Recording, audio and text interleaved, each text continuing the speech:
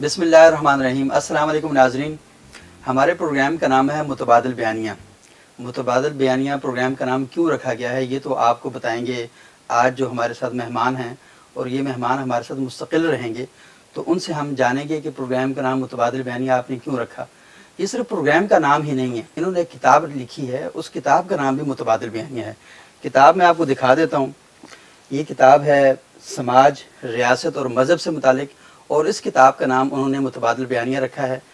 ہمارے ساتھ موجود ہیں جناب خورشید ندیم صاحب۔ بہت شکریہ خورشید صاحب، ٹھیک ٹھاک ہیں آپ کا بھی؟ خیریت سے؟ اللہ کا شکر۔ بڑے دنوں بعد سکرین پہ آ رہے ہیں، کیسا لگ رہا ہے؟ اچھا لگ رہا ہے۔ اچھا، تو خورشید صاحب یہ بتائیں کہ پروگرام کا نام متبادل بیانیہ کیوں رکھا آپ نے؟ یہ اس وقت مجھے بھی آپ نے نہیں بتایا کہ پروگرام کا نام متبادل بیانیہ۔ یہ راز آج میں سب پوری قوم کے سامنے کھول دیتا ہوں، آپ بھی اس سے فائدہ اٹھا سکتے ہیں۔ دیکھیے، اس وقت قوم ایک انتشار فکر میں مبتلا ہے، اور آپ کہہ سکتے ہیں کہ کب نہیں تھی۔ صحیح، بالکل انتشار فکر تو ہمارے یہاں ہمیشہ سے رہا ہے۔ 70 سال سے ہم جو دیکھ رہے ہیں، مطلب ہے کہ 70 سال سے جس نے بھی سنا وہ یہ قوم اس وقت ایک نازک مرحلے میں سے گزر رہی ہے۔ یہ نازک مرحلہ طے ہونے کو نہیں آ رہا۔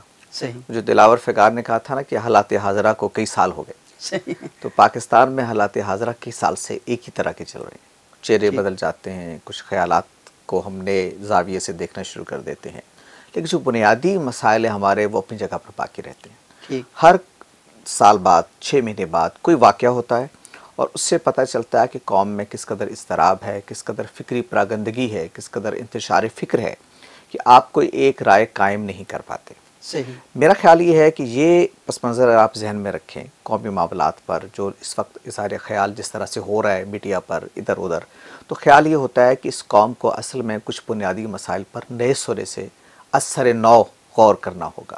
اس کے لیے اس کو ایک متبادل بیانیے کی ضرورت ہے۔ تو متبادل بیانیے سے مراد یہ ہے کہ اس وقت ہم سماج کے بارے میں، ریاست کے بارے میں، فرد کے بارے میں، بین الاقوامی تعلقات کے بارے میں جس طرح سے سوچ رہے ہیں، کہ جو نقطہ ہائے نظر پائے جاتے ہیں ایک سے زیادہ، وہ اصل میں ہمارے مسائل کے حل کے لیے کفایت نہیں کر رہے، وہ ہمارے مسائل میں کمی کے بجائے اضافہ کرتے چلے جا رہے ہیں۔ اس کا مطلب یہ ہے کہ قوم کو ان سارے مسائل پر نئے سرے سے غور کرنا ہوگا، ان کے درمیان تعلق کو ایک نئے زاویے سے رکھنا ہوگا، اور ایک نئی سوچ کے ساتھ آگے بڑھنا ہوگا۔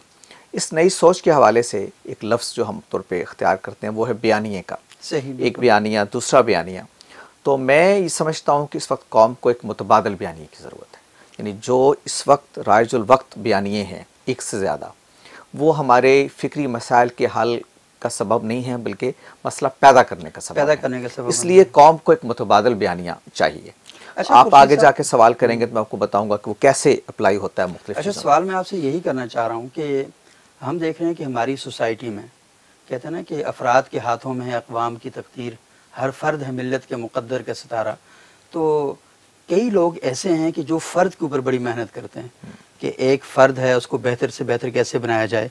کچھ افراد ایسے بھی ہیں، کچھ لوگ ایسے ہیں کہ وہ سیاسی جماعتیں بنا رہے ہیں، مذہبی تنظیمیں بنا رہے ہیں، تو وہ چاہتے ہیں کہ ریاست کو بہتر سے بہتر بنایا جائے۔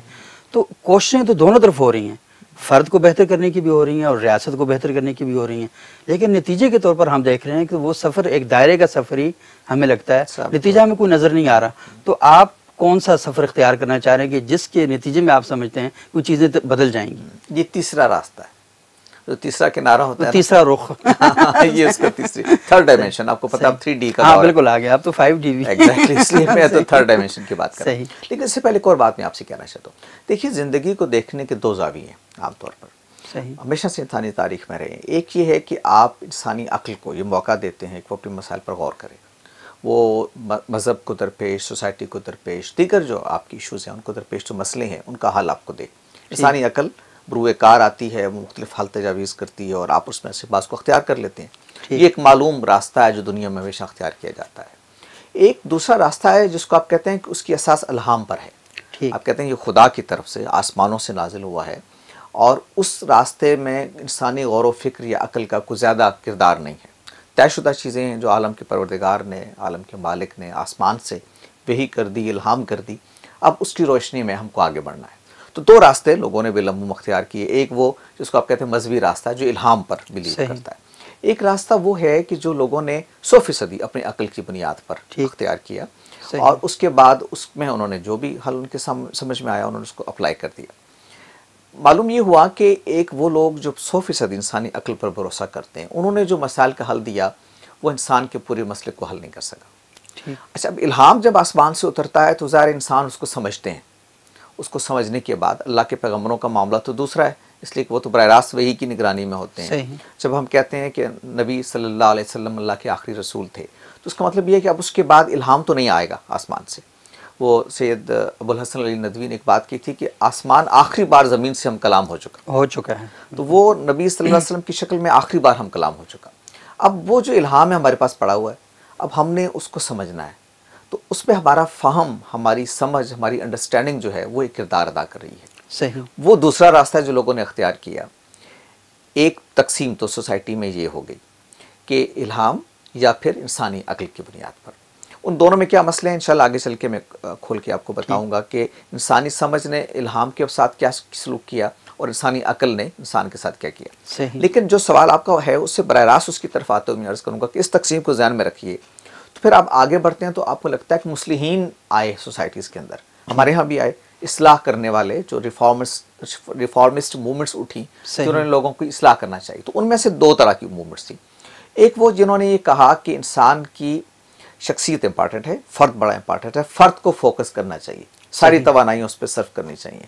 فرد جب ٹھیک ہو جائے گا وہ خاندان کی اکائی ہے, وہ ٹھیک ہو جائے گا تو خاندان ٹھیک ہو جائے گا, خاندان ٹھیک ہو جائے گا تو پھر معاشرہ ٹھیک ہو جائے گا, معاشرہ ٹھیک ہو جائے گا تو ریاست ٹھیک ہو جائے گی. یہ ترتیب آپ اختیار کرتے ہیں. اور کچھ لوگ تو ایسے میں گزشتہ 200 سالوں سے اسی کام پہ لگے ہوئے ہیں. دوسرا راستہ لوگ یہ کرتے ہیں کہ نہیں اصل میں سوسائٹی میں تو جو لوگ جس کو آپ کہتے ہیں ارباب حل و عقد, وہ لوگ جو معاملات جن کے ہاتھ میں گرا جن کے ہاتھ میں ہے ان کو اگر ہم بدل ڈالیں, حکومت بس جن کے ہاتھ میں تو اگر ہم ان کو بدل ڈالیں تو اس کے بعد سب کچھ ٹھیک ہو جائے گا, کیونکہ تبدیلی اوپر سے آتی ہے. صحیح. اوپر میں کچھ لوگ ہم نے بٹھا دیے, ارباب اقتدار اچھے ہو گئے, 15 20 50 جتنے چاہیے آپ کو, بہت نیک سالے آپ نے کسی طریقے سے پہنچا دیے, سوسائٹی ٹھیک ہو جائے گی. تو ریاست کو انہوں نے فوکس کیا. فرد کو کیا یا ریاست کو فوکس کیا. آپ بتا رہے ہیں کہ فرد کو جنہوں نے فوکس کیا 1.5-2 سال ہو گئے لیکن معاملات میں کوئی بہت غیر معمولی تبدیلی نہیں آ سکی. جنہوں نے ریاست کو فوکس کیا ان کی جدوجہد کو بھی کم و بیش 100 سال ہونے کو ہیں, بالکل وہ بھی نتیجہ نہیں دیکھ سکی. آج جب ہم غور کرنے بیٹھے ہیں کوئی مسئلہ پیش ہوتا ہے تو لگتا ہے کہ کس طرح ہے, تو پتہ ہی چلا. اور اکثر یہ بھی کہا جاتا ہے کہ سیاست ایک بار پھر 90 کی دہائی میں چلی گئی ہے, سیاست 70 کی دہائی میں پہنچ گئی. ایگزیکٹلی یہ آگے نہیں بڑھ رہی. آپ جس کو کہتے ہیں ایک دائرے کا سفر ہے, لینئر سفر نہیں ہے, ایک آپ صراط مستقیم پہ آگے نہیں بڑھ رہے. تو اس کا مطلب یہ ہے کہ آپ کو کوئی نیا پیراڈائم چاہیے سوچنے کا, متبادل بیانیاں چاہیے. میں یہ کہتا ہوں کہ اس کے لیے متبادل بیانیہ یہ ہے کہ آپ کی توجہ کا فوکس انسانی سماج کو بننا چاہیے. فرد یقیناً ہے اس پہ جدوجہد کرنی چاہیے, ریاست پہ بھی ظاہر پولیٹیکل ایک پروسیس ہے اس میں لوگ جدوجہد کر رہے ہوتے ہیں. فرد کا بھی معاملہ یہ ہے کہ والدین سمجھا رہے ہوتے ہیں, اسکول میں پڑھ رہا ہوتا ہے, فرد بھی تربیت پا رہا ہوتا ہے. لیکن سوسائٹی بائی اینڈ لارج اگر آپ کا ٹارگٹ نہیں بنتی تو آپ اصلاح کے کسی کام کو نہیں کر سکتے. اچھا اس میں آپ سے عرض کروں گا کہ سوسائٹی کا مطلب کیا ہے. سوسائٹی کا مطلب یہ ہے کہ آپ کی جو اجتماعی ساخت ہے انسانوں کی وہ دو طرح کی ہے. ایک ہے آپ کی سیاسی ساخت جس کو آپ اسٹیٹ کہتے ہیں, ایک ہے آپ کی سماجی ساخت. اسٹیٹ قانون سے چلتی ہے, سماج نظام اقدار سے چلتا ہے. صحیح. اسٹیٹ جب آپ چلاتے ہیں ہم کہتے ہیں قانون ہے, کچھ قانون نافذ کرنے والے ادارے ہیں, کچھ قانون ساز ادارے ہیں. یوں آپ گویا سوسائٹی جو ریاست ہے اس کو آگے لے کے چلتے ہیں. صحیح. سوسائٹی کھڑی ہوتی ہے نظام اقدار پہ, ویلیو سسٹم پہ. اس کے اندر یہ ہوتا ہے کہ چھوٹے کا بڑے کے ساتھ کیا رشتہ ہے, اولاد کا والدین کے ساتھ کیا رشتہ ہے, ریاست کا شہری کے ساتھ کیا رشتہ ہے, جو محلے میں کوئی بڑی عمر کا آدمی ہے اس کا چھوٹی عمر کے بچے کے ساتھ کیا رشتہ ہے. یہ ایک ویلیو سسٹم بنتا ہے. آپ کو غریب کا امیر کے ساتھ کیا ریلیشن شپ ہے, پڑوسی کا پڑوسی کے ساتھ کیا ریلیشن شپ ہے, موت پہ آپ کو کیسے بیہیو کرنا ہے, شادی پہ آپ کو کیسے بیہیو کرنا ہے. تو یہ سارے جو آپ کے رویے ہیں اس سے اصل میں آپ کا نظام اقدار بنتا ہے. نظام اقدار پر کھڑی ہوتی ہے سوسائٹی. میرا کہنا یہ ہے کہ جب تک نظام اقدار درست نہیں ہوگا نہ فرد درست ہو سکتا ہے نہ ریاست درست ہو سکتی ہے. اس کی وجہ یہ ہے کہ پولیٹیکل سائنس میں بھی یہ بات کہتے ہیں کہ جو ریاست ہے یہ اصل میں بائی پروڈکٹ ہے سماج کا. سماج درست ہوگا تو اس کے جو بائی پروڈکٹس ہیں وہ بھی درست ہو جائیں گے. اصل پروڈکٹ جو ہے آپ کا سماج ہے. تو میری جو گزارش ہے قوم سے بھی, لوگوں سے بھی, اور جس کی وجہ سے ہم نے یہ ساری گویا کہ یہ کہ ایک موومنٹ شروع کی یا یہ پروگرام ہم کرتے چلے جا رہے ہیں کہ ہمیں سوسائٹی کے نظام اقدار کو بدلنا ہے. سوچ کے انداز کو بدلنا ہے، لوگوں کے اندر ایک اویئرنیس پیدا کرنی ہے. جب انسانی رویے بدلیں گے تو اس کے بعد انشاءاللہ ہمارے پولیٹیکل انسٹیٹیوشنز بھی بدلیں گے، فرد کی صحت پہ بھی اس کا اثر پڑے گا، اور یوں ہم سوسائٹی کو مزید بہتر کی طرف لے چل جائیں. اچھا خورشید صاحب، کیا ایسا نہیں ہے کہ سماج کو بدلنے کے لیے بھی بہت سے لوگوں نے پہلے کوششیں کی ہیں، اور ان کا ہدف یہی رہا ہے کہ دیکھیں جو درس قرآن کے حلقے ہوتے ہیں، آپ بہت سے لوگوں کو اکٹھا کرتے ہیں، ان کو بتاتے ہیں کہ آپ یہ کریں. پھر ہم دیکھتے ہیں کہ انتظامیہ بھی جو سماجی سطح پر لوگوں میں اویئرنیس کریٹ کرنے کے لیے بہت سے کام کرتی ہے. تو ظاہر تو یہی لگ رہا ہے کہ یہ تجربہ بھی کوئی اتنا کامیاب نہیں رہا، یہ بھی ناکام ہوا. میرے علم کی حد تک کوئی سماجی چینج کی کوئی موومنٹ اس وقت پاکستان میں نہیں چل رہی. ٹھیک. جن آپ حلقوں کا ذکر کر رہے ہیں وہ اصل آپ غور کریں گے تو آپ کو پتہ چلے گا کہ وہ حلقے بھی کسی مذہبی سیاسی جماعت نے قائم کیے ہوئے. صحیح، بالکل. ان کے پیچھے بھی ایک سیاسی چینج کا ایک بیانیات کام کر رہا ہے، صحیح. ایک سیاسی چینج کا لائے عمل کام کر رہا ہے. وہ آپ کو درس قرآن سکھاتے ہیں اور وہ درس قرآن ختم ہوتا ہے آپ کے سیاسی ڈیبیٹ پہ. آپ کبھی اٹینڈ کریں، میں نے اٹینڈ کی ہے، مجھے معلوم ہے. درس قرآن آپ شروع کرتے ہیں، قرآن آپ کے سامنے کھلا پڑا ہے، وہ آپ کو آخرت کا انذار کر رہا ہے، وہ آپ کو توحید بیان کر رہا ہے، وہ آپ کو آخرت بیان کر رہا ہے، وہ آپ کو رسالت بیان کر رہا ہے، اور آپ گفتگو کر رہے ہیں عصری سیاسی مسائل پر. صحیح. اور گویا قرآن مجید پیچھے رہ جاتا ہے، آپ کا وہ سیاسی ایجنڈا غالب ہو جاتا ہے. یہ خورشید صاحب اس میں برا کیا ہے؟ مثال کے طور پر اگر کوئی شخص قرآن کا درس دیتا ہے اور قرآن کا درس دیتے ہوئے کہتا ہے کہ قرآن کی فکر پر مبنی اگر نظام ہم نے قائم کرنا ہے تو اس کے لیے ایک سیاسی جماعت تو ضروری ہوگی، آپ کو بنانی پڑے گی. اور جب آپ سیاسی جماعت بنائیں گے تو تب ہی جا کر اس ایجنڈے کو یا قرآن کی تعلیمات کو، ہدایات کو آپ آگے لے کے جا سکیں گے. تو اس میں برائی کیا ہے؟ کوئی برائی نہیں ہے، کوئی برائی نہیں ہے. اگر آپ سیاسی میدان میں کام کر رہے ہیں تو آپ سیاسی جماعت بنائیے. کس نے آپ کو منع کیا سیاسی جماعت آپ نہ بنائیں؟ لیکن میں یہ کہہ رہا ہوں کہ سیاسی جماعتیں بن چکی نا، یہ کام ہو چکا پہلے. یہ جو آپ فرما رہے ہیں اس اصول پر پاکستان بننے سے پہلے جماعتیں قائم ہوئیں، ٹھیک، جو انہوں نے پیچھے 70-80 سال جدوجہد کی اسی موضوع پر. تو یہ کام اس میں حرج بھی کوئی نہیں ہے، دینی نقطہ نظر سے، اخلاقی نقطہ نظر سے کوئی حرج نہیں، کوئی کرنا چاہے تو کرے. میں تو کہہ رہا ہوں حکمت عملی کے پہلو سے یہ کام ہو چکا، ٹھیک، لیکن نتیجہ خیز نہیں ہوا کیا کہ جن لوگوں نے کہا کہ قرآن کے بنیاد پر نظام بننا چاہیے اور اس کے لیے جدوجہد کرنی چاہیے، انہوں نے جب پالیٹکس میں جدوجہد کی تو پالیٹکس کے اپنے ڈائنامکس ہیں، صحیح، اس کے اپنے مطالبات ہیں. وہ آہستہ آہستہ اس کے رنگ میں رنگتے چلے گئے اور کانے نمک میں جا کے نمک ہو گئے. تو قرآن مجید جو کہتا تھا وہ وہیں رہ گیا. جو اخلاقی ضوابط قرآن بیان کرتا تھا وہ سیاست میں ٹرانسلیٹ نہیں ہو سکے، بلکہ سیاسی اصولوں نے آپ کی دعوت یا آپ کے دین کی جو انڈرسٹینڈنگ تھی اس پہ بھی غلبہ پا لیا. صحیح. اسی کی طرف میں اشارہ کرنا چاہ رہا ہوں کہ اگر آپ کو پولیٹیکل سٹرگل کرنی ہے تو آپ کیجیے، کوئی حرج نہیں اس میں. لیکن پولیٹیکل پارٹی پھر اپنے سٹائل پہ چلتی ہے. پھر آپ یہ نہ کہیں کہ اس سے سوسائٹی ٹھیک ہو جائے گی، سوسائٹی ٹھیک نہیں ہوتی. اچھا، پالیٹکس جو ہے نا وہ موجود ریالٹیز کو کنورٹ کرتی ہے یا ٹرانسلیٹ کرتی ہے ایک پولیٹیکل پروسیس میں، بس یہ کرتی ہے وہ. ٹھیک. اچھا، تو آپ کیا یہ کہنا چاہ رہے ہیں کہ سیاست میں جب آپ جاتے ہیں تو آپ کو کئی جگہ حالات کے تقاضوں کے مطابق کمپرومائزز کرنے پڑتے ہیں، لیکن نظام اخلاق یا نظام اقدار میں آپ کو وہاں کمپرومائز نہیں کرنا ہوتا، کیونکہ اگر کوئی جھوٹ ہے تو وہ جھوٹ ہے، سچ ہے تو سچ ہے، ڈاکہ ہے تو ڈاکہ ہے. تو یعنی وہاں پر آپ کوئی کمپرومائز نہیں کرتے اور یہاں پر آپ کمپرومائز کرتے ہیں. لیکن جب آپ مذہب کا نام لے کر سیاست میں جائیں گے تو وہاں پر آپ کو کمپرومائزز کرنے پڑیں گے. تو نتیجے کے طور پر پھر آپ شاید آپ کا فوکس میں آپ کو 2 مثالیں دیتا ہوں آپ کے سامنے. جماعت اسلامی مثلا پاکستان میں ایک موومنٹ اٹھی، ایک بڑے صاحب فکر آدمی مولانا سید ابو اللہ مودودی جیسی علمی شخصیت نے اس کی بنیاد رکھی 1940 کے لگ بھگ اور پاکستان بننے سے پہلے. لیکن آپ کو معلوم ہے کہ جماعت اسلامی کی جماعت اسلامی کو کہاں لے گئی اور ملک کو کہاں لے گئی. صحیح. وہ اسلامی نظام جس کی ابھی آپ نے اشارہ کیا وہ پیچھے رہ گیا. جماعت اسلامی پاور پالیٹکس کی ایک کھلاڑی بن کے اس کو بیہیو کرنا پڑا، اس لیے کہ اس کو اگر سروائیو کرنا ہے تو اس کو اسی طرح سے بیہیو کرنا پڑے گا. وہ جن جماعتوں کے خلاف اپنے آپ کو سمجھتی ہے اور ان ساری جماعتوں سے اتحاد بھی کرتی ہے تو کرنا پڑا اس کو، اس لیے کہ پولیٹیکل سروائیول کے اپنے ایشوز ہیں، اس کے اپنے مطالبات ہیں. دوسری آپ کے سامنے مثال عمران خان صاحب کی ہے، وہ بھی اسی جذبے سے آئے تھے کہ مجھے سیاست میں اصلاح کرنی ہے. لیکن ہم نے دیکھا کہ ان کو بھی انہی سیاسی کیریکٹرز پر جن کو الیکٹیبلز کا ہمارے یہاں کہا جاتا ہے ان پہ انحصار کرنا پڑا، اس لیے کہ اگر وہ نہ کرتے تو ان کا پولیٹیکل سروائیول نہیں ہونا تھا. یہ اب وہ کہتے ہیں انہوں نے کہا ایک سے زیادہ دفعہ کہ میں فرشتے کہاں سے لاؤں. یہ پھر آپ کو اعتراف کرنا پڑتا ہے. اچھا، ویسے یہاں بات آپ کے روک کر میں ایک بات کرنا چاہوں گا کہ خان صاحب تو لے کر آئے تھے سارے الیکٹیبلز، عوام نے ان کو مسترد کر دیا، خان صاحب نے قبول کر لیے تبدیلی کے لیے. یہ عوام نے بھی میں سمجھتا ہوں کہ قبول کیا تبھی تو وہ جیتے. صحیح. لیکن بڑے لوگ جو تھے ہاں وہ ہوتا ہے, وہ ایک اور بحث ہے, ہم انشاءاللہ آگے چل کے چلیں. عوام شاید عمران خان صاحب کا بیانیہ سمجھ چکی, لیکن عمران خان صاحب ایگزیکٹلی ہاں وہ ان کی مجبوری بن گئی نا. دیکھیں آپ کے ہاں وجہ کیا, وجہ یہ ہے کہ آپ کے ہاں کانسٹیٹوئنسی میں برادری کاؤنٹ کرتی ہے ابھی بھی. صحیح. آپ کے یہاں پیسہ ابھی بھی کاؤنٹ کرتا ہے پولیٹیکل کمپین کے اندر. تو جن لوگوں کے پاس پیسہ ہوگا, جن کے پاس برادری ہوگی, وہی جیتیں گے. تو چینج آپ وہ اچھا یہ کیسے بدلے گی؟ سماج بدلے گا. سماج کے بدلنے سے. جب سماج کے اندر پیسے کی جگہ کریکٹر کی اہمیت ہوگی, جب سماج کے اندر برادری کی جگہ ایک اخوت کا, اصول کا, ایک یعنی ایک اچھا آدمی ہے کسی دوسری برادری سے بھی ہے تو اس کو منتخب کیا جائے گا. اگر میری برادری سے نہیں بھی ہے تو مجھے اصل میں برادری کے مفادات کو نہیں دیکھنا, مجھے ملک کے مفاد کو دیکھنا ہے, مجھے اجتماعی مفاد کو دیکھنا ہے. تو یہ سوچ بدلے گی, سوچ بدلے گی تو کانسٹیٹوئنسی کی پالیٹکس بدل جائے گی. پھر کسی عمران خان کو, کسی جماعت اسلامی کو, کسی دوسری پارٹی کو اس کی مجبوری نہیں ہوگی کہ وہ الیکٹیبل کی طرف جائے. صحیح. پھر وہ تو اقدار کی بنیاد پہ کھڑی ہو جائے گی نا. تو اس لیے میں کہتا ہوں کہ اگر آپ اقدار کو بدلے بغیر پولیٹیکل چینج سے راستہ لانا چاہیں گے تو آپ کو کمپرومائزز کرنے پڑیں گے ان پولیٹیکل ریالٹیز پر جو پہلے سوشل ریالٹی کے طور پر موجود ہیں. اور پھر آپ بجائے اس کے خود چینج ہو, سوسائٹی کو چینج کریں, آپ خود چینج ہو کے ان ریالٹیز کے ساتھ گویا اپنے آپ کو ہم آنکھ بنانے کی کوشش کریں. خورشید صاحب بڑے اہم موضوع پر گفتگو ہو رہی ہے, لیکن یہاں پر ہم ایک وقفہ لیں گے کیونکہ وقفہ لینا بڑا ضروری ہوتا ہے.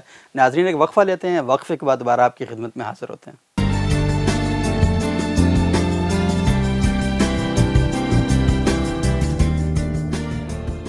پروگرام میں ایک بار پھر خوش آمدید, اور ہم گفتگو کر رہے تھے بڑے اہم ایشو کے اوپر. پہلا ہمارا پروگرام ہے. تو خورشید صاحب, سوسائٹی میں برادریزم موجود ہے, عصبیتیں مختلف موجود ہیں, آپ کو کمپرومائزز کرنے پڑتے ہیں, لیکن یہ ساری باتیں کوئی کتابی سے نہیں لگتی. عمران خان صاحب بھی یہی باتیں کرتے تھے, آپ نے جماعت اسلامی کا اشارہ کیا, وہ بھی یہی باتیں کرتی تھیں, لیکن ان کو بالآخر آ کر یہ ساری باتیں سائڈ پہ رکھ کر جو زمانے کی حقیقتیں ہیں ان کا ادراک کرتے ہوئے اپنے آپ کو مینج کرنا پڑا. تو آپ کو نہیں لگتا کہ جب یہ باتیں آج کل سوسائٹی میں کی جاتی ہیں, لوگ بڑے شوق سے سنتے ہیں, بڑے بڑے علماء کی تقریریں ہوتی ہیں, لاکھوں لوگ بیٹھے ہوتے ہیں, اخلاقیات پر گفتگو ہوتی ہے, بڑی زبردست, لوگوں کی آنکھوں میں آنسو بھی آ چکے ہوتے ہیں, لیکن جب وہ اٹھتے ہیں تو اپنے انہی دھندوں میں دوبارہ چلے جاتے ہیں. تو وہ یہ کہتے ہیں یہ صرف کتابی باتیں ہیں, چلو ٹھیک ہے, تھوڑی سی ایک نہیں فرق ہے دونوں باتوں میں. دیکھیے جب آپ پالیٹکس کرتے ہیں نا, تو جیسے میں نے کہا کہ پولیٹیکل ڈائنامکس اپنے کچھ مطالبات رکھتے ہیں. صحیح. میں جو بات کہہ رہا ہوں سوشل چینج کی, یہ آپ سوسائٹی سے کوئی مطالبہ نہیں کر رہے ہوتے. میں جب یہ کہتا ہوں کہ سوسائٹی کو اپنے ویلیو سسٹم کو بدلنا ہوگا, تو میں بدلے سے سوسائٹی سے کچھ نہیں چاہ رہا. میں نہ اقتدار چاہ رہا ہوں, نہ ان سے ووٹ چاہ رہا ہوں, نہ ان سے کوئی تائید چاہ رہا ہوں. میں ان سے یہ کہہ رہا ہوں کہ وہ اپنے آپ کو بدلیں گے تو ان کی سوسائٹی بدلے گی. یہ کتابی بات اس لیے نہیں ہے کہ دنیا میں یہ ہو چکا. پہلی بات تو یہ کہ جتنے اللہ کے پیغمبر آتے ہیں ان کی اساس سوشل چینج ہوتی ہے, پولیٹیکل چینج بعد میں آتی ہے. یہی وجہ ہے کہ بے شمار پیغمبروں کی زندگی میں پولیٹیکل چینج کا مرحلہ آیا ہی نہیں. اور اس پہلے دنیا سے رخصت ہو گئے, دعوت کے مرحلے میں دنیا سے رخصت ہو گئے. وہ تو دعوت پیش کرتے ہیں. نبی صلی اللہ علیہ وسلم کی زندگی میں بھی بعد میں یہ مرحلہ آیا ہے ہجرت کے بعد, کہ جب ایک پولیٹیکل سیٹ اپ ان کے ہاتھ میں آیا, ورنہ اس سے پہلے تو وہ سراپا دعوت تھے. صحیح, بالکل. دوسری طرف اگر آپ یورپ کی تاریخ کو دیکھیں تو اس میں آپ دیکھیے اس سے یورپ میں کیا تھا, ہم سے برے حالات تھے. یہی یورپ کے اندر فیوڈل لارڈ تھا, یہی بادشاہ تھا, یہی چرچ تھا جس کو آپ مولوی کہہ لیں, کیونکہ وہاں کرسچینٹی غالب مذہب تھا. تو اس کا جو کرتا دھرتا تھا, وہاں کے اہل مذہب تھے, کلیسا تھا, اس کے ہاتھ میں سب کچھ تھا. تو ایک پاور پالیٹکس جیسے مولوی, فیوڈل لارڈ, بادشاہ, ان کے درمیان تقسیم ہو گئی تھی, اور وہ تینوں مل کے اصل میں لوگوں کا استحصال کر رہے تھے. تو وہ جو اقبال نے بھی کہا تھا نا مسلمانوں کے بارے میں کہ کشتائے پیری ملا سلطانی, وہ اس طرح کی کیفیت تھی وہاں کے عام شہری کی. اس میں کیا ہوا, پھر سوشل چینج کی موومنٹس اٹھی. ایک موومنٹ اٹھی, اس نے کہا کہ سوسائٹی کو انلائٹنڈ ہونا چاہیے, انلائٹنمنٹ کی موومنٹ اٹھی. پھر ایک نشاط ثانیہ کی موومنٹ اٹھی, سائنٹیفک ریولوشن آیا اس کے اندر. کو مارٹن لوتھر اٹھا جس نے ریفارمیشن کی موومنٹ اٹھائی, اصلاح مذہب کی تحریک اٹھائی. چرچ کے رول کو چیلنج کیا گیا, بادشاہ کے رول کو چیلنج کر کے ڈیموکریٹک ویلیوز کی بات کی گئی, فیوڈل لارڈ کے رول کو چیلنج کر کے وسائل کی تقسیم کی بات کی گئی, مولوی کو یا کلیسا کو چیلنج کر کے عام آدمی اور خدا کے درمیان جو واسطے تھے ان کو ختم کیا گیا, براہ راست انسان کو ملایا گیا خدا سے. یہ سوشل موومنٹ کی طریقیں تھیں. جب برپا ہوئیں تو اس کے بعد سے وہاں پولیٹیکل انسٹیٹیوشن ڈیموکریٹک بننے شروع ہوئے, وہاں چرچ کا ایک سوشل رول متعین ہونا شروع ہوا, اور اسی طریقے سے فیوڈل لارڈس کا خاتمہ ہوا, ایک ڈیموکریٹک سسٹم آنا شروع ہوا. تو پہلے کوئی روسو اٹھا, کوئی مارٹن لوتھر اٹھا, کوئی نیوٹن اٹھا, کوئی اس طرح کے لوگوں نے, ایک گلیلیو اٹھا, جنہوں نے ایک سائنٹیفک ریولوشن, ایک غور و فکر کی تحریک, ایک نشاط ثانیہ کی موومنٹ اٹھائی. یہ سوچ کی تبدیلی تھی, یہ روایات کی تبدیلی تھی, یہ نظام اقدار کی تبدیلی تھی. وہ جب آئی تو اس کے بعد آپ کے پولیٹیکل سچویشن بدلنا شروع ہوئے. یہ ڈیموکریسی کہاں سے آئی؟ آپ دیکھیے, پہلے فیوڈل لارڈس تھے, صحیح, بالکل. ان کے بعد آپ نے لارڈس کا ہاؤس آف لارڈس ابھی بھی انگلینڈ میں موجود ہے, بنا دیا. وہ ایک لارڈز آ گئے, انہوں نے بیٹھا, جو چاہے فیصلے کیے. اب لوگوں نے کہا کہ نہیں, ٹیکس وہ لگا دیے انہوں نے. لوگوں نے کہا کہ ہم ٹیکس قبول نہیں کریں گے, نو ٹیکسیشن وداؤٹ ریپرزنٹیشن نعرہ بن گیا, کہ وہی ہمارے ٹیکس عائد کر سکتے ہیں جو ہمارے ریپرزنٹیٹیو ہوں گے. ہم اپنے ریپرزنٹیٹیو بھیجیں گے اسمبلی میں, اپنے نمائندے بھیجیں گے, وہ طے کریں گے کہ سوسائٹی پہ کون سا ٹیکس نافذ ہونا ہے. ہم لارڈس کے یا ہم فیوڈل لارڈس کے یا جاگیردار کے کہنے پہ ٹیکس نہیں دیں گے. تو اس سے ڈیموکریٹک ویلیو کا سسٹم بننا شروع ہوا. پھر پارلیمنٹ وجود میں آئی, پھر اس کے مختلف سسٹمز ہیں, وہ ظاہر ہے لوگ اختیار کرتے چلے گئے, وہ حالات کے مطابق ہوتا ہے, زمان و مکان کے تابع ہوتا ہے. تو کہنا یہ ہے کہ سوشل چینج ہے اصل میں, جو بعد میں آپ کے اندر ایک پولیٹیکل چینج کی بنیاد بنتی ہے. پاکستان میں جو متبادل بیانیاں اس وقت چاہیے, یا جس کی میں بات کر رہا ہوں, وہ یہ ہے کہ آپ نے ریاست کو ٹھیک کرنے کی بڑی کوشش کر لی. آپ نے فرد کو, تبلیغی جماعت مثلا ایک بڑی موومنٹ 100 سال سے زیادہ عرصہ ہو گیا چل رہی ہے, اور اس کی کامیابیاں بھی ہیں, میں اس کا بھی انکار نہیں کرتا. فرد کو فوکس کیا, لیکن اس کے بدلے میں کیا ہوا؟ کوئی سوشل چینج آپ کو نظر آتی؟ کیا ہمارے بازاروں میں سے ذخیرہ اندوزی ختم ہو گئی؟ کیا ملاوٹ ختم ہو گئی؟ کیا لوگوں کو دھوکہ دینا چھوڑ دیا ہم نے؟ کیا ناجائز منافع خوری ختم ہو گئی؟ کیا لوگوں کے ساتھ معاملات کرتے ہوئے ہم ٹھیک ہو گئے؟ ایسا نہیں ہوا. مسجدیں بھر گئیں. لوگوں نے رمضان کے اندر جو کیفیت ہوتی ہے آپ کو پتہ ہے کہ ایک طرف کچوریوں کے آگے لائن لگی ہوتی ہے, ایک طرف مسجدوں میں لائن لگی ہوتی ہے. تو سوسائٹی رمضان میں کچوریاں کھاتی ہے, راتوں کو جاگتی ہے, ویلیو سسٹم تبدیل نہیں ہوتا. اس کا مطلب یہ ہے کہ فرد کی اصلاح کی موومنٹ میں کوئی کمی رہ گئی ہے جس کو بدلنے کی ضرورت ہے. اچھا خورشید صاحب, آپ یہ بات کر رہے تھے تو میرے ذہن میں بہت سے مناظر جو تھے نا وہ پھر رہے تھے. میں آپ کو ڈسٹرب بھی نہیں کیا کہ آپ بات پوری کریں, لیکن آپ کہہ رہے تھے کہ یورپ میں روسو اٹھا, بہت سے لوگ ہیں, انہوں نے ریفارمز موومنٹ سٹارٹ کی اور ساری چیزیں چلائیں. تو وہ تو بڑا اچھا دور نہیں تھا کہ جب لوگ ایک دوسرے کو مارتے نہیں تھے کوئی نئی بات کرنے پر. خیر قتل و قتال تو وہاں پر بھی ہوا, 450 سال تک جنگیں وہاں پہ رہیں. لیکن اب دو چیزیں ہیں, ایک تو ہے کہ یہاں کوئی نئی بات کرے اسے لوگ مار دیتے ہیں. اچھا, مارنا میرا خیال یہ ہے کہ اب کم درجے کا گناہ بن چکا ہے, اب تو اسے ذلیل و رسوا کر دیتے ہیں, اسے بدنام کر دیتے ہیں. اب مسئلہ یہ ہے کہ ایک طرف آپ کو قتل کا دھمکیاں مل رہی ہوتی ہیں, تو پاکستان کے اندر یا ہمارے جو تیسری دنیا کے ممالک ہیں اس میں لوگوں کو وہ مجبوراً ان کو یہاں سے اپنا ذہن لے کر باہر کسی ملک میں جانا پڑتا ہے. اور دوسرا مسئلہ ہمارے ساتھ یہ ہے کہ یہاں پر اس کو اس طریقے سے, وہ جو پوسٹ ٹروتھ کی آپ بات کرتے ہوتے ہیں, کہ اس طریقے سے اس کو ذلیل و رسوا کر دیا جاتا ہے کہ وہ بیچارہ اپنی بات, ہاں اس کا امیج اس طرح خراب کر دیا جاتا ہے کہ یہ تو ان لابیز کا حصہ ہے, ان ملکوں کا حصہ ہے, ان کی ترجمانی کر رہا ہے, اور یہ اصل میں ایک نیا کھیل کھیلا جا رہا ہے, آپ لوگوں کو سمجھ نہیں آ رہی, یہ ایک نئی وار ہے.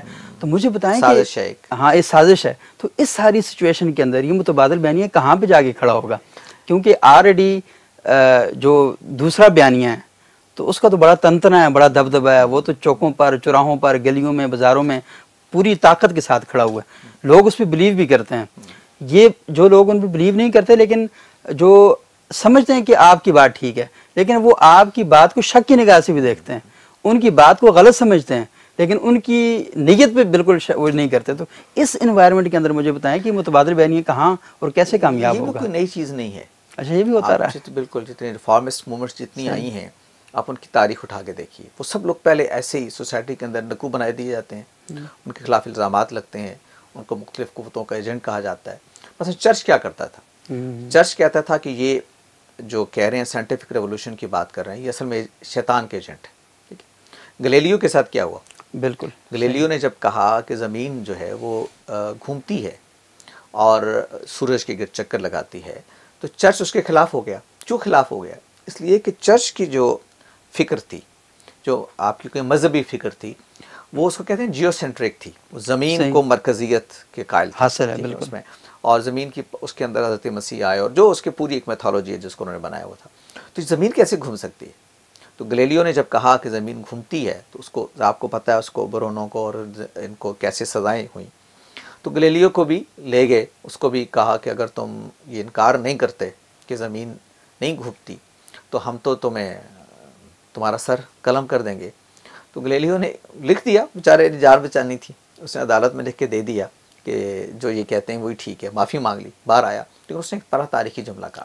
صحیح. اس نے کہا میں کہوں یا نہ کہوں، آپ مانے نہ مانے، زمین اگر گھومتی ہے تو اس کو کوئی روک نہیں سکتا. روک نہیں سکتا. بالکل تو صحیح. بات یہ ہے کہ یہ اچھا جو ہمارے حقائق یہاں ہیں بھی وہ اپنے خورشید آپ صاحب کو کچھ منواتے لوگ ہیں جو کہتے ہیں کہ زمین نہیں گھومتی. ہاں وہ بھی ہیں. ہم ویسے کوئی ایک دن پروگرام کریں گے اس ایشو پر بھی. 100 سے زیادہ دلائل وہ دیتے ہیں. جی جی ہاں.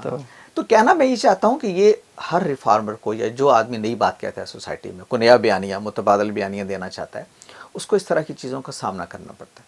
اور اس کا سامنا لوگوں نے کیا ہے، اور مشکل وقت بھی آئے لوگوں پہ. آپ نے صحیح کہا، کچھ لوگوں کو ملک چھوڑنا پڑا، کچھ کو جان سے ہاتھ دھونے پڑے.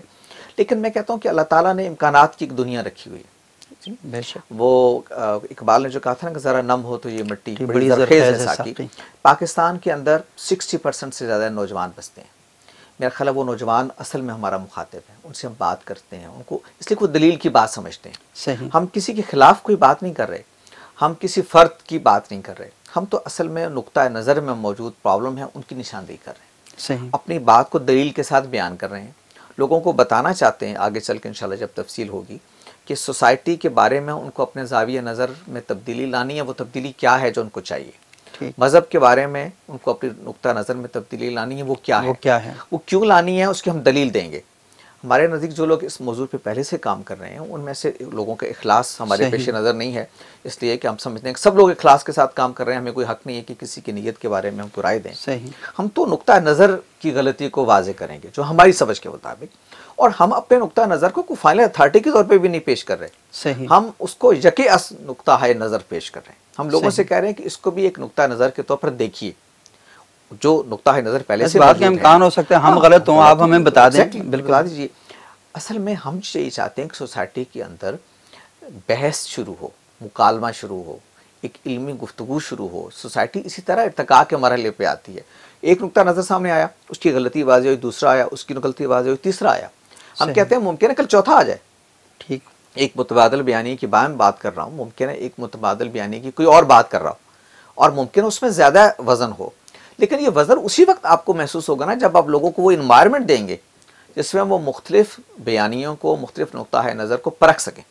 جب تک یہ انوائرمنٹ آپ پیدا نہیں کریں گے تو آپ حق تک نہیں پہنچ پائیں گے. اچھا خورشید صاحب، یہ بات تو آپ کر رہے ہیں کہ کل ایک اور بیانیہ بھی آ سکتا ہے، ممکن ہے کہ اس میں زیادہ وزن ہو تو آپ بھی اس کو قبول کر لیں گے. تو لوگ ہمارے بڑے کنفیوز ہیں، وہ یہ سمجھتے ہیں کہ ہمیں کوئی آخری بات بتا دیں جس کو ہم پکڑ لیں اور پھر اس کے مطابق چلنا شروع ہو جائیں. آخری بات اگر تو آپ مجھے ضمانت دیں کہ زندگی یہاں ٹھہر گئی ہے، صحیح، تو میں آپ کو آخری بات بتا دیتا ہوں. اگر کوئی آدمی مجھے ضمانت دے دے کہ آج کے بعد زندگی نے آگے نہیں بڑھنا، صحیح، آپ کی گروتھ اب نہیں ہونی، آپ نے یہ رک جانا ہے، میری گروتھ نہیں ہونی، سوسائٹی کی نہیں ہونی، تو میں آپ کو حتمی بات، اور انسانی دماغ بند ہو گیا، ہاں بند ہو گیا سوچنا، تو میں تو آپ کو آخری حل بتا سکتا ہوں. صحیح. لیکن اگر زندگی رواں دواں ہے تو پھر نئے حل پیش کیے جاتے ہیں. دیکھیے علامہ اقبال ہماری علمی تاریخ کے سب سے بڑے آدمی ہیں، اور کیا شبہ ہے کہ سب سے بڑے آدمی ہیں. ان کے جو خطبات ہیں reconstruction of religious thought in Islam, اس کے دیباچے میں انہوں نے بڑی اہم بات کہی. انہوں نے کہا کہ فلسفیانہ غور و فکر میں کوئی بات آخری بات نہیں ہوتی. صحیح. یہ جو میں کہہ رہا ہوں، اقبال کہتے ہیں جو میں کہہ رہا ہوں یہ بھی کوئی حتمی بات نہیں ہے، ممکن ہے آنے والے دنوں میں یہ سب رد ہو جائے، لیکن میں تو صرف توجہ دلا رہا ہوں کہ آپ کو غور کرنا چاہیے. یہ کام ہم اقبال نہیں ہیں، وہ بڑے آدمی تھے، ہم تو ایک طالب علم ہیں، انہی کے خوشچین ہیں، ان جیسے لوگوں سے ہم نے سیکھا، پڑھتے ہیں. ہم بھی کہتے ہیں کہ اقبال نے جو میسج دیا اس کو آگے لے کے جائیں. سوسائٹی کو رکنا نہیں ہے، رک نہیں رہی. وہ اقبالی نے کہا تھا نا کہ ثبات فقط تغیر کو ہے زمانے میں، کوئی چیز ثبات نہیں ہے سوائے تبدیلی کو. یہ تبدیلی جب جاری ہے تو حتمی بات کوئی نہیں کہہ سکتا. اگر ایسا ہوتا صدائے کن جو ہے وہ بھی آ رہی ہے، دمادم آ رہی ہے صدائے کن فیکون. یہ کائنات ناتمام ہے شاید آ رہی ہے دمادم صدائے کن فیکون. تو یہ ایک جاری سلسلہ ہے. اسی لیے مذہب میں بھی اجتہاد کی روایت کو زندہ رکھا گیا ہے، اس کی اہمیت کو نمایاں کیا گیا ہے کہ کچھ چیز رکنے والی نہیں، اس کو آگے بڑھنا ہے. جب آگے بڑھنا ہے تو ایک حال میں پیش کر رہا ہوں، ممکن ہے 2 دنوں کے بعد، 2 سال کے بعد کوئی اور حال آ جائے. اس میں تو کوئی، اور میرا خیال ہے کہ جب تک انسانی ذہن اور یہ معاشرہ سوچ موجود رہا ہے وہ تو سوچ کا عمل کبھی بھی ختم نہیں ہو سکے گا. اچھا خورشید صاحب، ایک اور بات کہ جو باتیں آپ کرتے ہیں اس کے نتیجے میں ایک ایسا انسان تیار ہوتا ہے انتہائی پرامن سا، غیر مضر. وہ کسی کو ہاتھ بھی نہیں لگاتا، کوئی پتہ بھی نہیں توڑتا، راستہ بھی بند نہیں کرتا، اور گھر میں پڑا رہتا ہے. وہ کالج جاتا ہے چپ چاپ کر کے جا کے کلاس لیتا ہے، کلاس لے کے واپس آ جاتا ہے، امی ابا کا بڑا احترام کرتا ہے، بڑا شریف سا بچہ تیار ہوتا ہے آپ کے کالموں کے نتیجے میں۔ اب مسئلہ یہ ہے کہ کچھ لوگ یہاں پر ایکٹیوسٹ پیدا کر رہے ہیں، وہ جو نوجوان تیار ہو رہے ہیں تو یہ بچہ ان سے سہما رہتا ہے جو آپ تیار کرتے ہیں، اور وہ جو تیار کر رہے ہیں بچے تو وہ ایک دفعہ کلاس میں آ کے نا دھکا لگاتے ہیں نا، پوری کلاس کا بائیکاٹ ہو جاتا ہے، پوری کلاس باہر نکل، ٹیچر بھی چپ کے نا باہر نکل کے اپنی عزت محفوظ کرتے ہوئے باہر چلا جاتا ہے، وہ سڑکوں میں جا کے سڑکیں بلاک کر دیتے ہیں۔ اب مجھے بتائیں کہ آپ متبادل بیانیے کے ذریعے جو نوجوان تیار کر رہے ہیں وہ میکسیمم حد تک اتنا ہی ایکٹیوسٹ ہے کہ امی ابا کا بڑا احترام کرتا ہے، بڑا شریف سا بچہ ہے، لیکن جو وہاں پر تیار ہو رہا ہے وہ پوری سوسائٹی کو تعداد میں کم ہونے کے باوجود بھی یرغمال بنا لیتا ہے۔ تو مجھے بتائیں کہ یہ جو متبادل بیانیہ ہیں، لوگ کہتے ہیں کہ بھائی شر کے خلاف لڑنا ہے تو اسی طاقت سے آؤ، وہی کہتے ہیں نا کہ لوہے کو لوہا کاٹتا ہے۔ تو مجھے بتائیں کہ اس ساری گفتگو میں جب تک آپ طاقت کو طاقت کے ساتھ کاؤنٹر نہیں کریں گے تو بھی کیسے ممکن ہوگا یہ ساری؟ اگر اس مقدمے کو میں مان لوں نا تو مجھے سب سے پہلے تو انبیاء کی ساری جدوجہد کی نفی کرنی پڑے گی۔ صحیح، پورے انبیاء کے ساری تاریخ آپ کے سامنے ہے، بائبل میں بھی بہت سارے انبیاء کی سیرتیں محفوظ ہو گئی، قرآن مجید نے بہت سارے لوگوں کی سیرتیں محفوظ کر دی، رسالت مآب صلی اللہ علیہ وسلم کی تو پوری حیات مبارکہ محفوظ ہو گئی۔ اگر میں اس مقدمے کو مان لوں تو مجھے سب کی نفی کرنی پڑے گی کہ برائی کا جواب صرف متبادل بیانیہ برائی ہو سکتی ہے یا طاقت ہی کے ذریعے تبدیلی آ سکتی ہے۔ اصل میں ہوتا یہ ہے کہ طاقت کیا ہے اس کو آپ ریڈیفائن کرنا چاہتے ہیں۔ جب آپ سوشل چینج لاتے ہیں نا، میں جن نوجوانوں کی آپ بات کر رہے ہیں، میں ان کے ہاتھ میں قلم دیکھنا چاہتا ہوں، میں ان کے ہاتھ میں کتاب دیکھنا چاہتا ہوں، میں ان کے ہاتھ میں علم کی قوت دیکھنا چاہتا ہوں۔ لوگ ان کے ہاتھ میں ڈنڈے کی قوت پکڑاتے ہیں، میں ان کے ہاتھ میں علم کی قوت پکڑانا چاہتا ہوں۔ کہنا یہ ہے کہ آپ کو نئے ہتھیار چاہیے۔ آپ ایک گلوبل ولیج میں رہ رہے ہیں تو آپ کی سروائیول اس سے نہیں ہوگی، آپ نے ہتھیار پکڑا کے دیکھ لیا۔ جیسے میں نے کہا نا، یہ سارے بیانیے آزمائے جا چکے، بالکل ٹھیک، جو بات آپ کہہ رہے ہیں اس کے نتائج ہم دیکھ چکے۔ تعلیمی اداروں کے اندر آپ نے لوگوں کے ہاتھ میں بندوق دیکھے، پستول دیکھ لیا، اس کے بعد تعلیم کا کیا ہوا اور نوجوانوں کے ساتھ کیا ہوا، صحیح، بالکل، دنیا کہاں جا رہی ہے یہ بھی آپ نے دیکھ لیا، ملک کو آپ نے کہاں پہنچا دیا۔ میں یہ کہتا ہوں کہ اب ایک متبادل بیانی کی طرف آئیے۔ اب آپ نے بندوق دیکھ لیا، آپ نے ہڑتالیں کروا کے دیکھ لیا، اب پڑھ کے دیکھ لیں۔ صحیح، اب آپ کتاب اٹھا کے دیکھ لیں، اب آپ علم کے ساتھ دوستی کر کے دیکھ لیں۔ بندوق کے ساتھ دوستی کا نتیجہ بھی آپ نے دیکھ لیا، جو مذہبی انتہا پسند تحریکیں ان کا ساتھ دے کے بھی آپ نے نتیجہ دیکھ لیا، خلافت آپ نے قائم کرنے کی کوشش کی، اس کا نتیجہ بھی آپ نے دیکھ لیا، سیاسی جدوجہد، اسلامی انقلاب لانے کی کوشش کی، اس کا نتیجہ بھی آپ نے دیکھ لیا۔ اب ذرا آئیے علم کے ساتھ دوستی کر لیں، ذرا ایک نیا ہتھیار اپنے ہاتھ میں لے لیں اور یہ ایک لڑائی لڑنے کی کوشش کریں، اس لیے کہ دنیا میں اب لڑائی اسی میدان میں ہو رہی ہے، ورنہ برباد ہو جائیں گے۔ تو میں کہتا ہوں وہ سارے بیانیہ آپ آزما چکے۔ ایک چیز ہوتی ہے جو تھیوریٹیکل ہوتی ہے، میں نظریاتی بات کر رہا ہوں، آپ نظریاتی بات کر رہے ہیں، اس کو آپ کتابی بات کہتے ہیں۔ صحیح، بالکل، ایک وہ ہے کہ جس کے مظاہر ہم سطح زمین پر روز دیکھ رہے ہیں، ٹھیک، جن لوگوں نے ہڑتال کروائی، جن کا آپ ذکر کر رہے ہیں، جنہوں نے طاقت سے معاملات کو بہتر کرنے کی کوشش کی، اس کے نتائج سوسائٹی نے دیکھ لی۔ صحیح، اب میں یہ کہتا ہوں کہ نئی نسل کو ایک نیا راستہ دکھائیے، اس کے ہاتھ میں آپ بندوق کی جگہ کتاب اٹھا کے پکڑا دیں اور اس کو موقع دیں کہ وہ علم کے میدان میں اپنے کمالات کا مظاہرہ کرے۔ صحیح، وہ نوجوان جو سوچتا ہے کہ مجھے کیسے بندوق چلانی ہے اور کیسے دوسرے کو پامال کرنا ہے، وہ ذرا اس راستے میں آئے، یہ کر کے دیکھے۔ صحیح، یہ وہ اصل میں متبادل بیانی ہے، اسی لیے ہم اس کو کہتے ہیں کہ یہ ایک نیا راستہ ہم بتانا چاہتے ہیں۔ مجھے امید ہے کہ اب چونکہ وہ وقت گزر گیا جس کی آپ بات کر رہے ہیں، ٹھیک، اب دلیل اپنی قوت منواتی ہے۔ اب استدلال کو آپ تھوڑے دنوں کے بعد تھوڑے دن تک لیے نظر انداز کر سکتے ہیں، زیادہ نظر انداز نہیں کر سکتے۔ صحیح، دلیل ہمیشہ اپنا وزن بناتی ہے۔ پیغمبروں کی لوگ تردید کرتے رہے اور ایک وقت آیا کہ پیغمبروں کی صداقتوں کو لوگوں کو ماننا پڑا۔ ہم ظاہر ہے کہ پیغمبر نہیں ہیں، ہمارے بہت ساری باتوں میں غلطیاں بھی ہوتی ہیں، اس لیے میں کہتا ہوں کہ ہماری بات حتمی نہیں ہے۔ ہمیں تو آگے دوسروں کی باتوں کو سننا ہے، اپنی بات کو سننا ہے، ایک مکالمے کی فضا میں۔ تو نوجوانوں کو آپ ایک نیا ہتھیار اب دیں، جو پہلے تھے نا وہ آپ نے آزمائے، اس کے نتیجے بھی دیکھ لیے، اب ایک علم کا ہتھیار۔ اور یہ دیکھیے کہ دنیا کس ہتھیار سے لڑ رہی ہے۔ آپ اس وقت امریکہ کے غلبے کے لوگ بات کرتے ہیں، امریکہ کا غلبہ کیا اس وجہ سے ہے کہ وہ ایک سامراج ہے؟ نہیں، اس وجہ سے ہے کہ اس کے پاس علم کی برتری ہے۔ صحیح، امریکہ کے پاس وہ ہتھیار ہیں جو دنیا میں کسی کے پاس نہیں۔ یہ کہاں سے آئے؟ علم کی وجہ سے آئے۔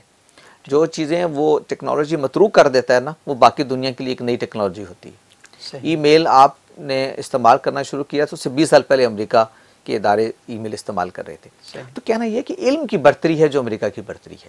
ہم نے اپنے نوجوانوں کو بتانا ہے کہ یہ کوئی کسی کی جاگیر نہیں ہے علم، یہ امریکہ کی جاگیر نہیں ہے، یہ آپ کی جاگیر بھی ہو سکتی ہے اگر آپ اس کے اندر مہارت پیدا کریں، اس کے اندر جد و جہد کریں، اس کے اندر اپنے وسائل خرچ کریں، اس کے اندر محنت کریں تو صحیح آپ بھی آگے بڑھ سکتے ہیں۔ تو متبادل بیانیہ جو ہے یہ اصل میں علم کا بیانیہ ہے، یہ صحیح۔ دلیل کا بیانیہ ہے، یہ استدلال کا بیانیہ ہے، یہ سوشل چینج کا بیانیہ ہے۔ میرا خیال یہ ہے کہ اس وقت ہمارے معاشرے کے اندر تعلیم کے حوالے سے بھی، مذہب کے حوالے سے بھی، مذہب کی جو مختلف فہم اس وقت معاشرے کے اندر موجود ہیں ان کی وجہ سے بھی بہت زیادہ پرابلم کریٹ ہو رہے ہیں۔ ایک دور تو شاید ایسا تھا کہ ہمارے گھر میں ایک ہی فکر سب لوگوں کی ہوتی تھی، صحیح ہے۔ والدین کی بھی ہوئی تھی اور بچوں کی بھی یہ تھی۔ اب صورتحال یہ بن چکی ہے کہ گھروں کے اندر جتنے آدمی ہیں مختلف، ہاں، ہر اتنی بندے آرائیں کا ہیں۔ مذہبی مسلک بھی مختلف ہے اور سیاسی قبلہ بھی اس کا مختلف ہے۔ تو صورتحال یہ کہ ایک ایک گھر پہ 6 جھنڈے لہرا رہے ہوتے ہیں۔ الیکشن جب آج کل آتا ہے نا تو پہلے یہ ایک خبر ہوا کرتی تھی کہ ایک ہی گھر پہ 6 جھنڈے ہیں۔ آج یہ خبر نہیں ہے، آج کل یہ خبر ہے کہ ایک ہی گھر پہ ایک ہی جھنڈا لگا ہوا ہے کہ شاید اس گھر میں رہتا ہی ایک بندہ ہے۔ بہت شکریہ خورشید صاحب، آج ہم نے بڑے اہم موضوعات پر گفتگو کی اور یہ موضوعات سارے ایسے ہیں کہ جن پر مین اسٹریم میڈیا بہت کم گفتگو کرتا ہے، کیونکہ یہ سوشل میڈیا پر پروگرام چلیں گے تو ہم سوشل چینج کی بات کر رہے ہیں تو سوشل میڈیا پر یہ چلے گی۔ ہمیں اجازت دیجیے گا، بہت بہت شکریہ، اللہ حافظ۔